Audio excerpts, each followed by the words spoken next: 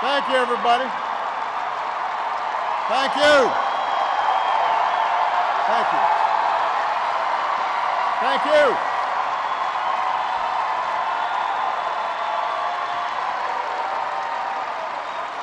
Thank you so much. Thank you. Thank you.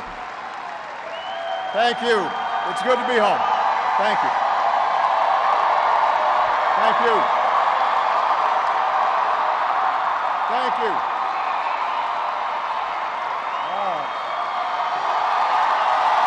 Thank you. Thanks. All right, everybody sit down. We're on live TV here. I gotta move. Come on.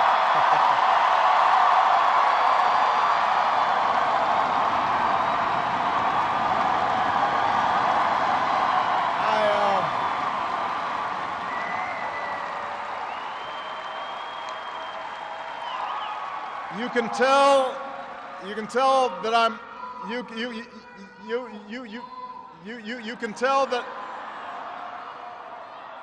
can tell that I'm a lame duck because nobody's following instructions. Everybody have a seat.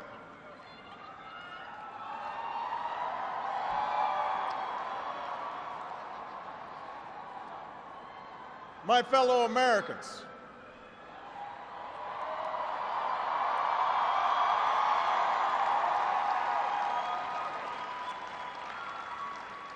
Michelle and I have been so touched by all the well wishes that we've received over the past few weeks.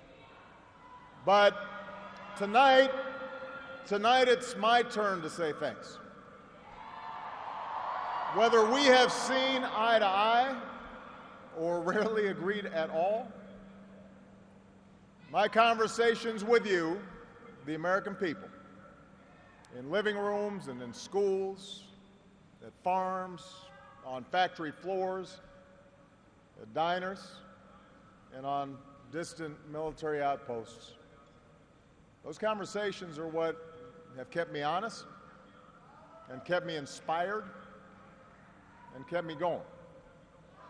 And every day I have learned from you. You made me a better president, and you made me a better man.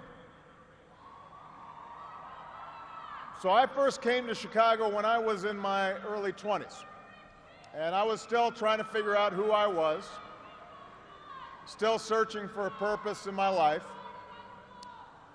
And it was the neighborhood not far from here where I began working with church groups in the shadows of closed steel mills. It was on these streets where I witnessed the power of faith and the quiet dignity of working people in the face of struggle and loss. I can't do that.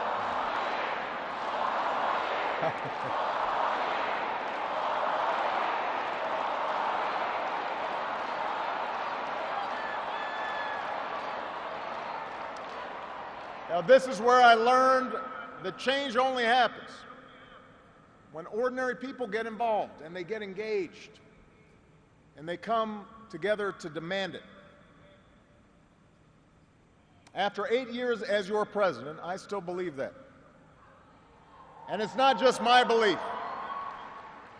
It's the beating heart of our American idea, our bold experiment in self-government. It's the conviction that we are all created equal, endowed by our Creator with certain unalienable rights, among them life, liberty, and the pursuit of happiness. It's the insistence that these rights, while self-evident, have never been self-executing. That we, the people, through the instrument of our democracy, can form a more perfect union. What a radical idea. The great gift that our founders gave to us. The freedom to chase our individual dreams through our sweat and toil and imagination, and the imperative to strive together as well to achieve a common good, a greater good. For 240 years, our nation's call to citizenship has given work and purpose to each new generation. It's what led patriots to choose republic over tyranny, pioneers to trek west, slaves to brave that makeshift railroad to freedom. It's what pulled immigrants and refugees across oceans and the Rio Grande. It's what pushed women to reach for the ballot. It's what powered workers to organize.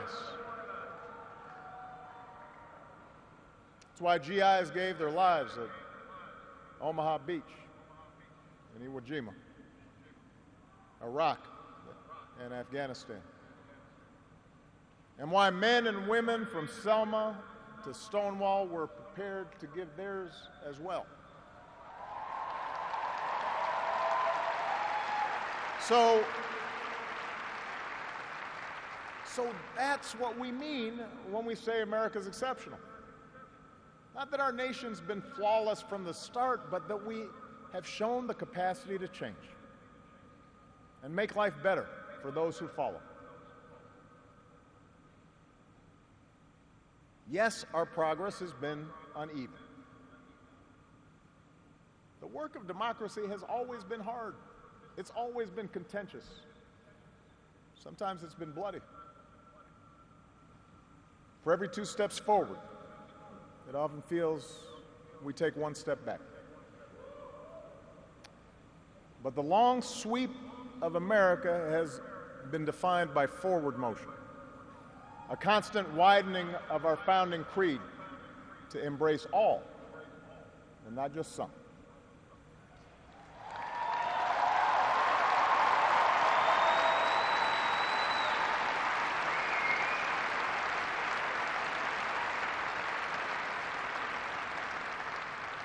If I had told you 8 years ago that America would reverse a Great Recession, reboot our auto industry, and unleash the longest stretch of job creation in our history,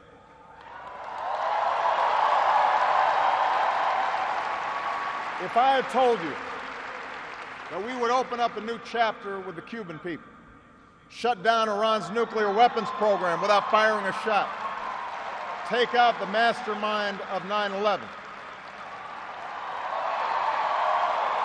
If I had told you that we would win marriage equality and secure the right to health insurance for another 20 million of our fellow citizens,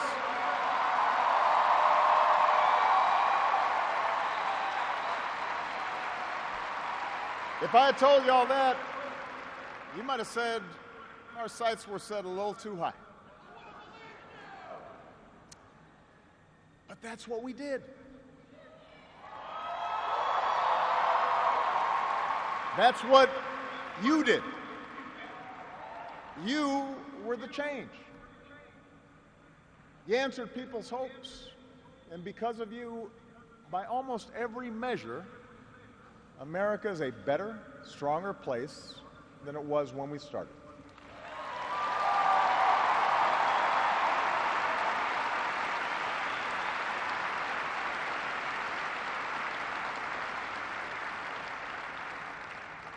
In 10 days, the world will witness a hallmark of our democracy.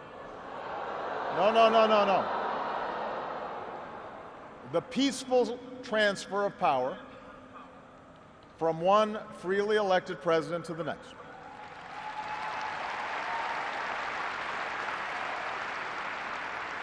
I committed to President-elect Trump that my administration would ensure the smoothest possible transition, just as President Bush did for me. Because it's up to all of us to make sure our government can help us meet the many challenges we still face. We have what we need to do so. We have everything we need to meet those challenges. After all, we remain the wealthiest, most powerful, and most respected nation on earth. Our youth our drive, our diversity and openness, our boundless capacity for risk and reinvention means that the future should be ours. But that potential will only be realized if our democracy works. Only if our politics better reflects the decency of our people. Only if all of us, regardless of party affiliation or particular interests, help restore the sense of common purpose that we so badly need right now. And that's what I want to focus on tonight, the state of our democracy.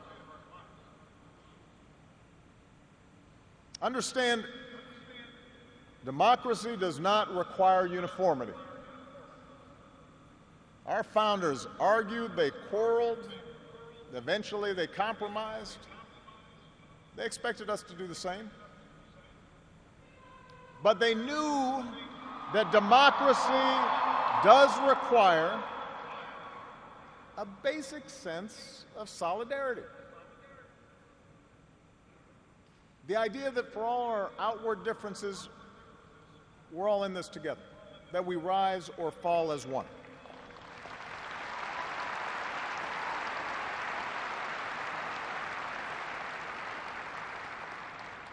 There have been moments throughout our history that threatened that solidarity. And the beginning of this century has been one of those times. A shrinking world, growing inequality, demographic change, and the specter of terrorism. These forces haven't just tested our security and our prosperity, but are testing our democracy as well. And how we meet these challenges to our democracy will determine our ability to educate our kids and create good jobs and protect our homeland. In other words, it will determine our future. To begin with, our democracy won't work without a sense that everyone has economic opportunity. And the good news is that today the economy is growing again. Wages, incomes, home values, and retirement accounts are all rising again. Poverty is falling again.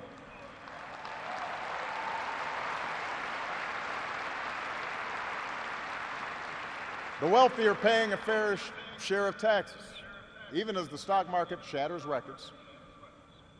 The unemployment rate is near a 10-year low. The uninsured rate has never, ever been lower.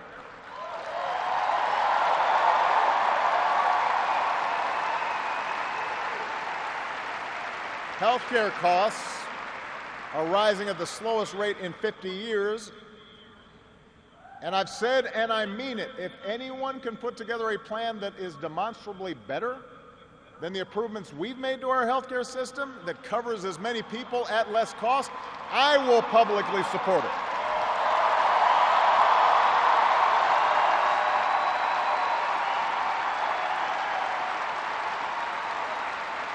Because that, after all, is why we serve. Not to score points or take credit, but to make people's lives better. But for all the real progress that we've made, we know it's not enough. Our economy doesn't work as well or grow as fast when a few prosper at the expense of a growing middle class and ladders for folks who want to get into the middle class. That's the economic argument, but stark inequality is also corrosive to our democratic idea. While the top 1% has amassed a bigger share of wealth and income, too many of our families in inner cities and in rural counties have been left behind. The laid-off factory worker, the waitress or healthcare worker who's just barely getting by and struggling to pay the bills, convinced that the game is fixed against them, that their government only serves the interests of the powerful. That's a recipe for more cynicism and polarization in our politics. Now, there are no quick fixes to this long-term trend. I agree, our trade should be fair and not just free. But the next wave of economic dislocations won't come from overseas. It will come from the relentless pace of automation that makes a lot of good middle-class jobs obsolete. And so we're going to have to forge a new social compact to guarantee all our kids the education they need, to give workers the power to unionize for better wages, to update the social safety net to reflect the way we live now, and make more reforms to the tax code so corporations and individuals who reap the most from this new economy don't avoid their obligations to the country that's made their very success possible.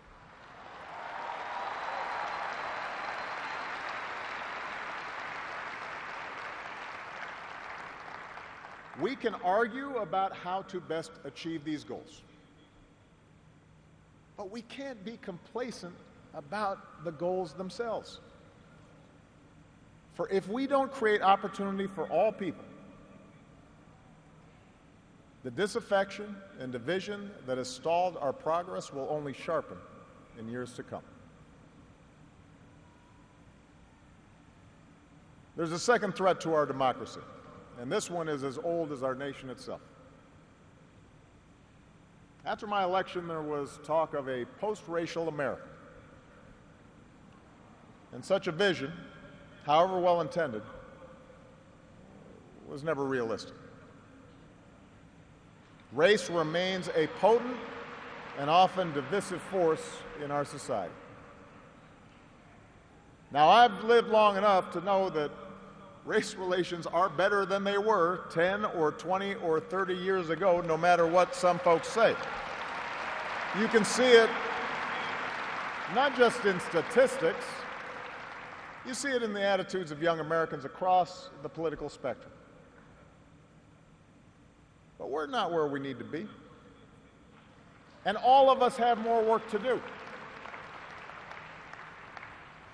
If every economic issue is framed as a struggle between a hardworking white middle class and an undeserving minority, then workers of all shades are going to be left fighting for scraps while the wealthy withdraw further into their private enclaves.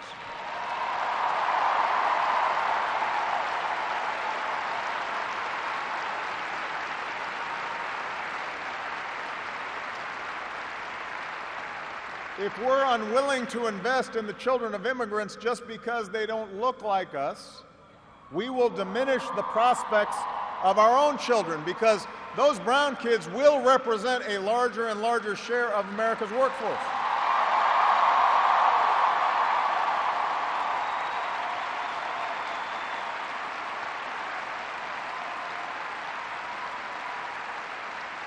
And we have shown that our economy doesn't have to be a zero-sum game. Last year, incomes rose for all races, all age groups, for men and for women. So if we're going to be serious about race going forward, we need to uphold laws against discrimination in hiring and in housing and in education and in the criminal justice system. That is what our Constitution and our highest ideals require.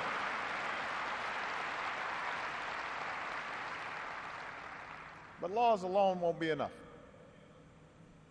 Hearts must change. They won't change overnight. Social attitudes oftentimes take generations to change. But if our democracy is to work the way it should in this increasingly diverse nation, then each one of us need to try to heed the advice of a great character in American fiction, Atticus Finch, who said, "You never really understand a person until you consider things from his point of view, until you climb into his skin and walk around in it." For blacks and other minority groups, that means tying our own very real struggles for justice to the challenges that a lot of people in this country face. not only the refugee or the immigrant or the rural poor or the transgender American, but also the middle-aged white guy who, from the outside, may seem like he's got advantages, but has seen his world upended by economic and cultural and technological change. We have to pay attention and listen.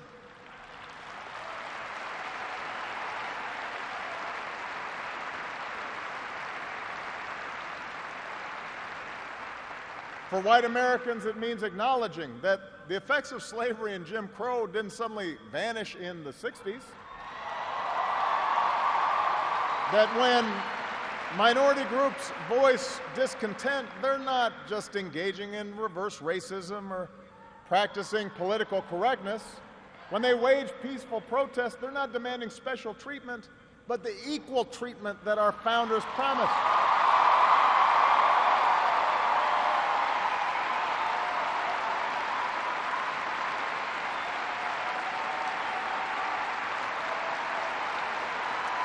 For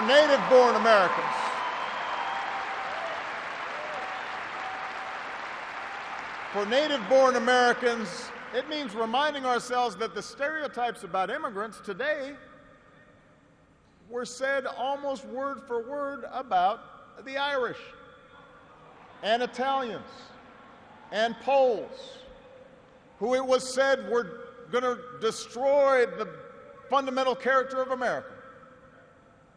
And as it turned out, America wasn't weakened by the presence of these newcomers. These newcomers embraced this nation's creed, and this nation was strengthened. So, regardless of the station that we occupy, we all have to try harder. We all have to start with the premise that each of our fellow citizens loves this country just as much as we do, that they value hard work and family just like we do, that their children are just as curious and hopeful and worthy of love as our own.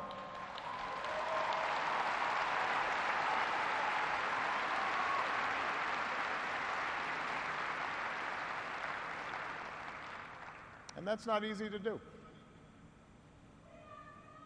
For too many of us, it's become safer to retreat into our own bubbles, whether in our neighborhoods or on college campuses or places of worship, or especially our social media feeds.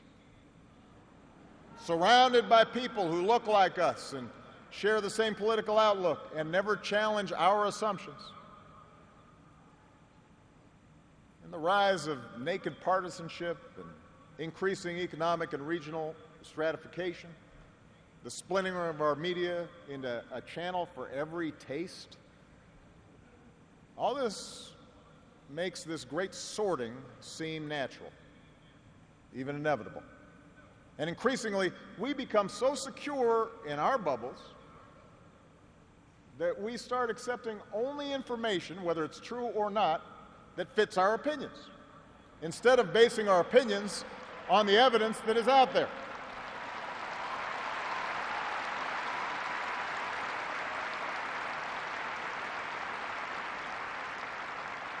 And this trend represents a third threat to our democracy. Look, politics is a battle of ideas. That's how our democracy was designed. In the course of a healthy debate, we prioritize different goals and the different means of reaching them. But without some common baseline of facts, without a willingness to admit new information, and concede that your opponent might be making a fair point, and that science and reason matter, then we're going to keep talking past each other, and we'll make common ground and compromise impossible.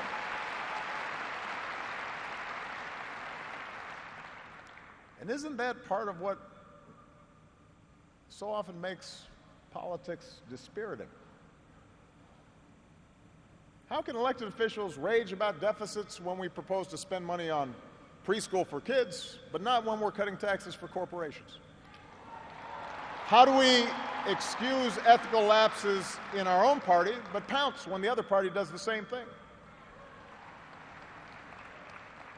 It's not just dishonest, this selective sorting of the facts. It's self-defeating. Because, as my mom used to tell me, reality has a way of catching up with you.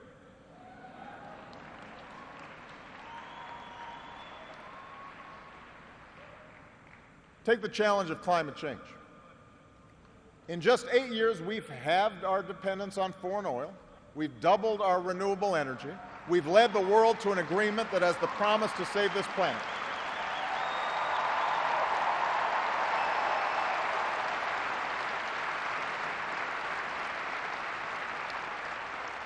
But without bolder action, our children won't have time to debate the existence of climate change. They'll be busy dealing with its effects. More environmental disasters, more economic disruptions, waves of climate refugees seeking sanctuary. Now, we can and should argue about the best approach to solve the problem. But to simply deny the problem not only betrays future generations,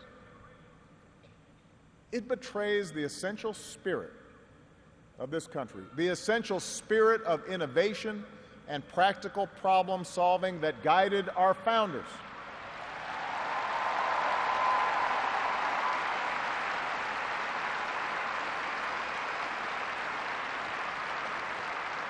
It is that spirit born of the Enlightenment that made us an economic powerhouse. The spirit that took flight at Kitty Hawk and Cape Canaveral.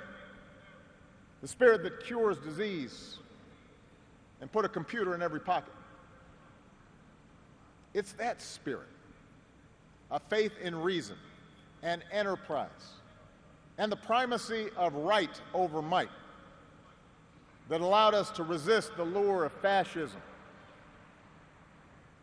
and tyranny during the Great Depression, that allowed us to build a post-World War II order with other democracies, an order based not just on military power or national affiliations, but built on principles: the rule of law, human rights, freedom of religion and speech and assembly, and an independent press.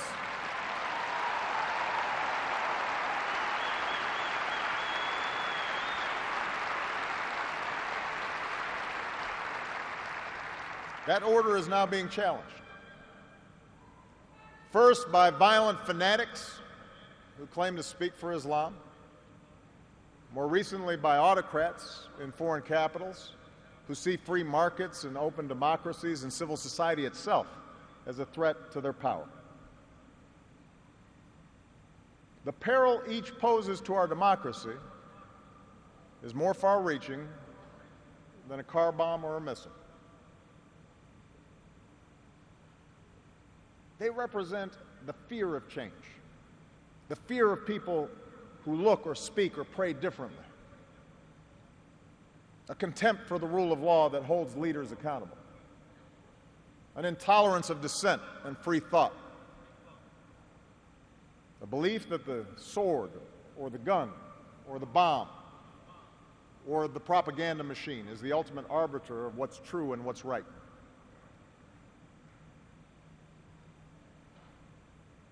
Because of the extraordinary courage of our men and women in uniform, because of our intelligence officers and law enforcement and diplomats who support our troops,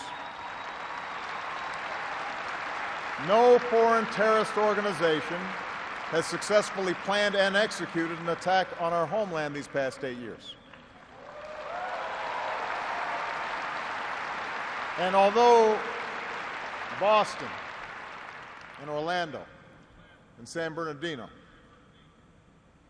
and Fort Hood remind us of how dangerous radicalization can be, our law enforcement agencies are more effective and vigilant than ever. We have taken out tens of thousands of terrorists, including bin Laden.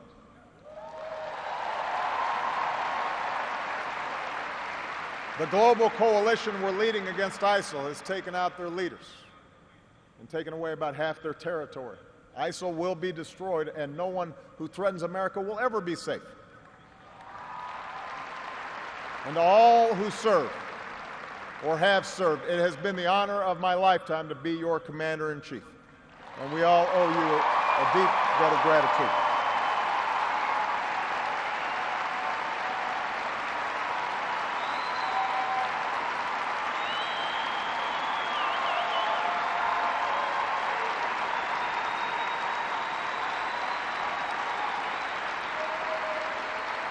But protecting our way of life, that's not just the job of our military. Democracy can buckle when it gives in to fear. So just as we, as citizens, must remain vigilant against external aggression, we must guard against a weakening of the values that make us who we are. And that's why for the past 8 years, I've worked to put the fight against terrorism on a firmer legal footing. That's why we've ended torture, worked to close Gitmo, reformed our laws governing surveillance to protect privacy and civil liberties. That's why I reject discrimination against Muslim Americans, who are just as patriotic as we are.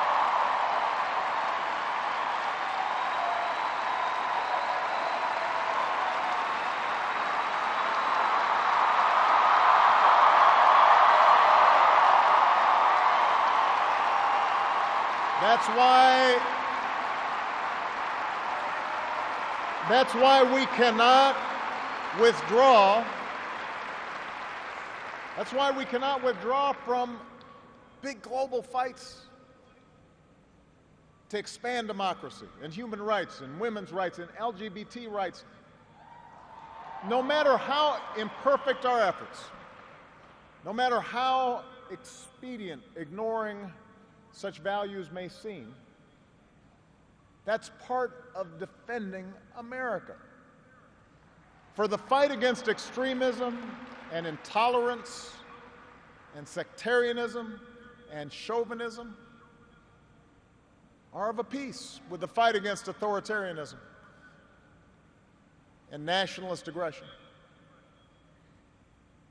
If the scope of freedom and respect for the rule of law shrinks around the world, the likelihood of war within and between nations increases. And our own freedoms will eventually be threatened.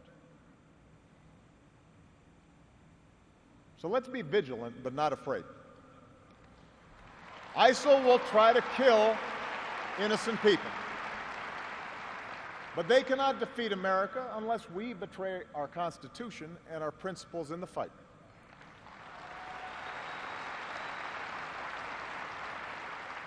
Rivals like Russia or China cannot match our influence around the world unless we give up what we stand for and turn ourselves into just another big country that bullies smaller neighbors.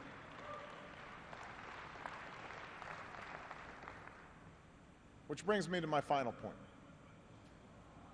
Our democracy is threatened whenever we take it for granted.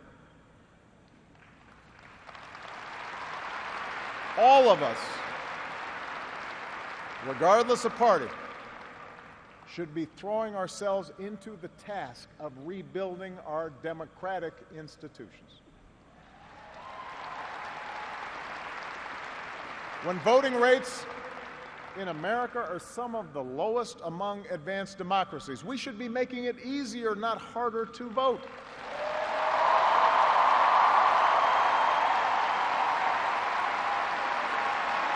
When trust in our institutions is low, we should reduce the corrosive influence of money in our politics and insist on the principles of transparency and ethics in public service. When Congress is dysfunctional, We should draw our congressional districts to encourage politicians to cater to common sense and not rigid extremes.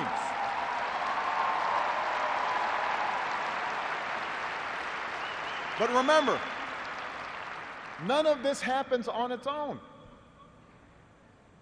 All of this depends on our participation, on each of us accepting the responsibility of citizenship, regardless of which way the pendulum of power happens to be swinging.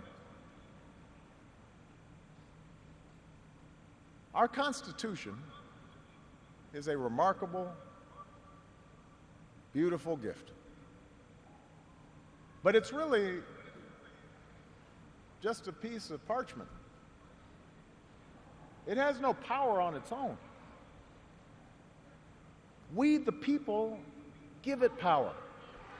We, the people, give it meaning with our participation and with the choices that we make and the alliances that we forge, whether or not we stand up for our freedoms, whether or not we respect and enforce the rule of law. That's up to us. America's no fragile thing, but the gains of our long journey to freedom are not assured. In his own farewell address, George Washington wrote that self-government is the underpinning of our safety, prosperity, and liberty. But from different causes and from different quarters, much pains will be taken to weaken in your minds the conviction of this truth. And so we have to preserve this truth with jealous anxiety that we should reject the first dawning of every attempt to alienate any portion of our country from the rest, or to enfeeble the sacred ties that make us one.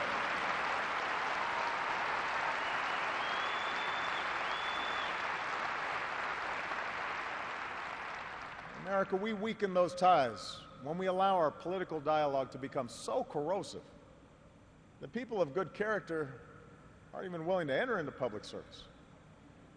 So coarse with rancor that Americans with whom we disagree are seen not just as misguided, but as malevolent. We weaken those ties when we define some of us as more American than others, when we write off the whole system as inevitably corrupt, and when we sit back and blame the leaders we elect without examining our own role in electing them.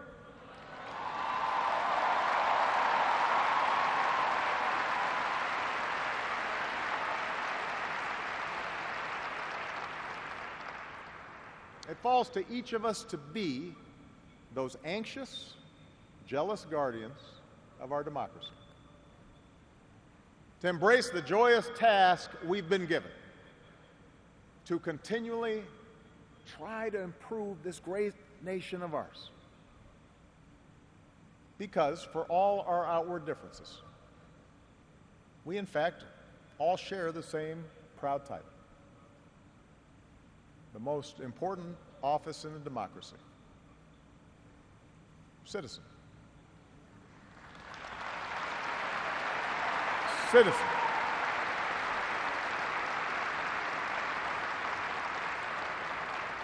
So you see, that's what our democracy demands. It needs you. Not just when there's an election, not just when your own narrow interest is at stake, but over the full span of a lifetime.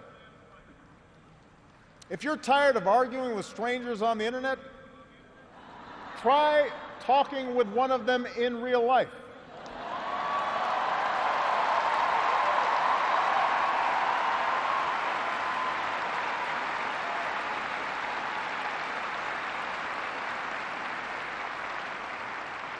If something needs fixing, then lace up your shoes and do some organizing. If you're disappointed by your elected officials, grab a clipboard, get some signatures, and run for office yourself.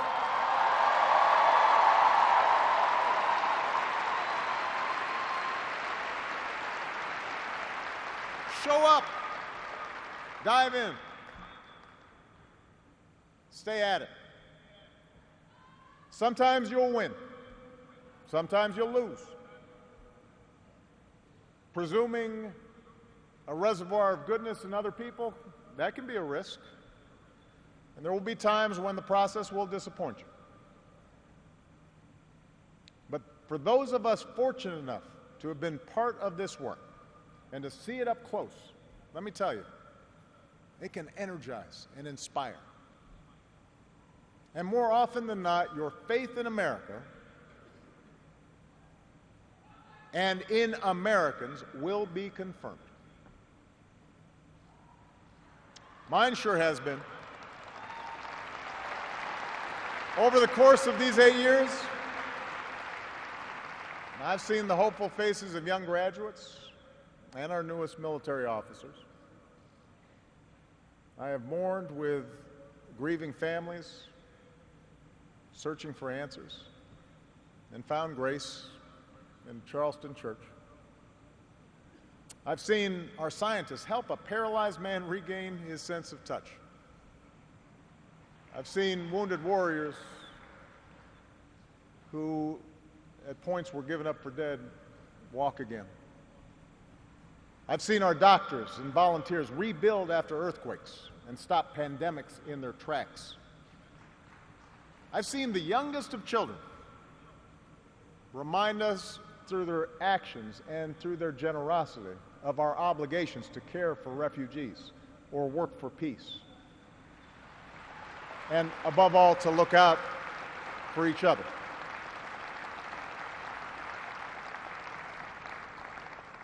So that faith that I placed all those years ago, not far from here, in the power of ordinary Americans to bring about change,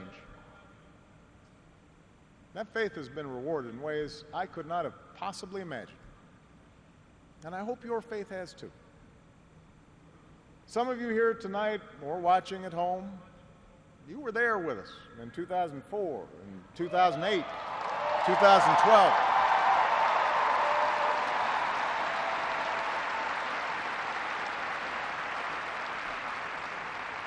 Maybe you still can't believe we pulled this whole thing off. Let me tell you, you're not the only ones. Michelle,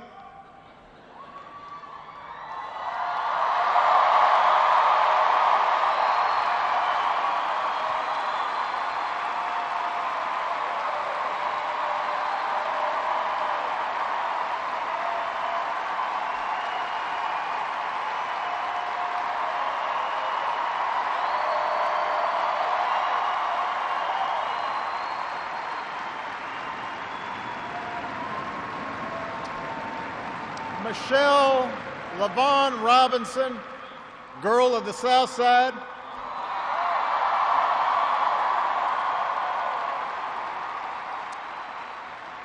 For the past 25 years, you have not only been my wife and mother of my children, you have been my best friend.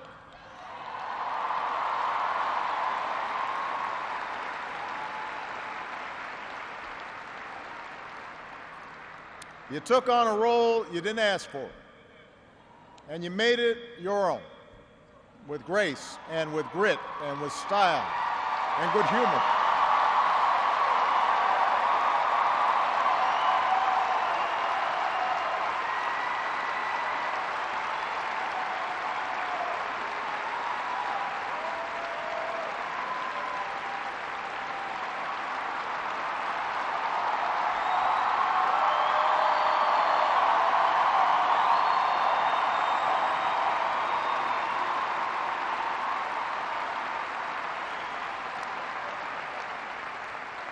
You made the White House a place that belongs to everybody. And a new generation sets its sights higher because it has you as a role model. So you have made me proud, and you have made the country proud.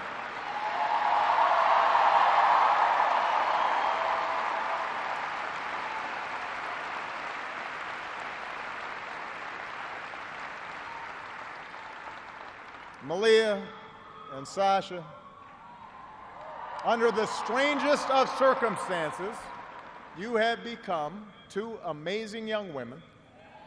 You are smart and you are beautiful, but more importantly, you are kind and you are thoughtful and you are full of passion. And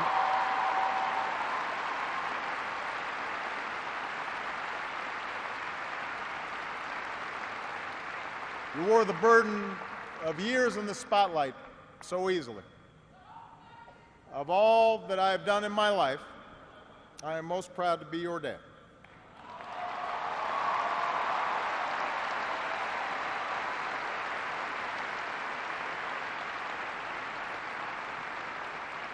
To Joe Biden,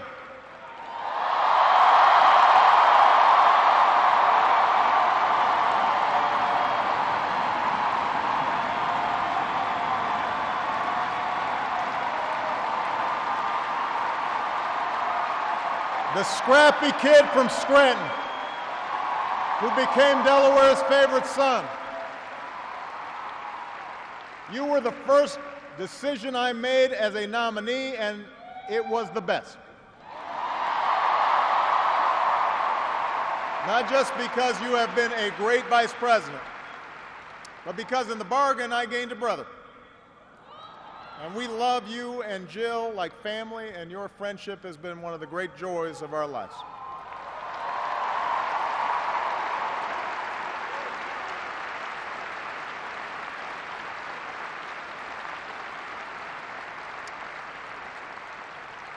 To my remarkable staff, for 8 years, and for some of you a whole lot more, I have drawn from your energy, and every day I try to reflect back what you displayed: heart and character and idealism. I've watched you grow up, get married, have kids, start incredible new journeys of your own. Even when times got tough and frustrating, you never let Washington get the better of you. You guarded against cynicism. And the only thing that makes me prouder than all the good that we've done is the thought of all the amazing things that you are going to achieve from here.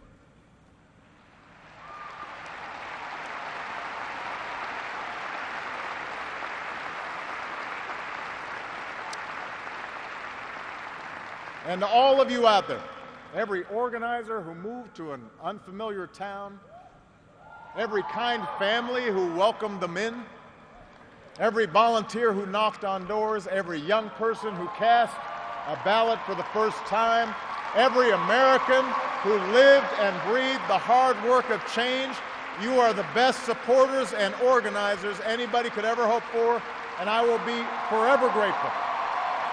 Because you did change the world. You did. And that's why I leave this stage tonight even more optimistic about this country than when we started. Because I know our work has not only helped so many Americans, it has inspired so many Americans, especially so many young people out there, to believe that you can make a difference, to hitch your wagon to something bigger than yourselves. Let me tell you, this generation coming up, unselfish, altruistic, creative, patriotic, I've seen you in every corner of the country. You believe in a fair and just and inclusive America. You know that constant change has been America's hallmark, that it's not something to fear, but something to embrace. You are willing to carry this hard work of democracy forward. You'll soon outnumber all of us, and I believe as a result, the future is in good hands.